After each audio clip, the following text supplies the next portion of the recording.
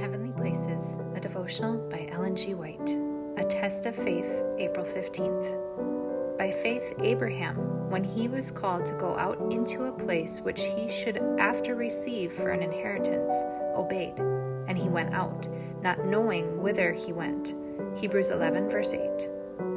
God selected Abraham as his messenger through whom to communicate light to the world. The word of God came to him, not with the presentation of flattering prospects in this life of large salary, of great appreciation and worldly honor.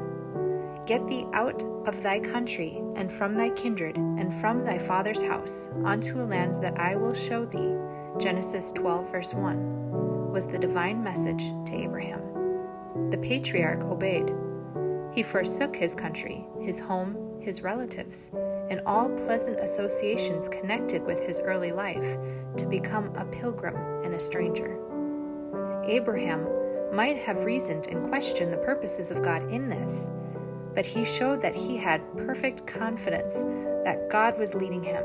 He did not question whether it was fertile, pleasant country, or whether or not he should have ease. He went at God's bidding. This is a lesson to every one of us. There are those who may be in favorable positions in all the things of this life, but God may have a work for them to do elsewhere, a work that they could not do among their relatives and friends.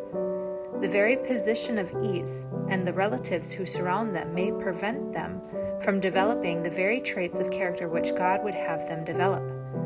But God sees that to change their position and to send them where their surroundings will be entirely different, will be the very best place for them to develop a character which will glorify Him. When we set ourselves where all is convenience and ease, we do not feel so much the necessity of depending moment by moment upon God. God in His providence brings us into positions where we shall feel our necessity of His help and strength. It is stated of Abraham that he looked for a city whose builder and maker is God. So with every one of us, we are only pilgrims and strangers in this world. We are seeking the city which Abraham looked for, whose builder and maker is God.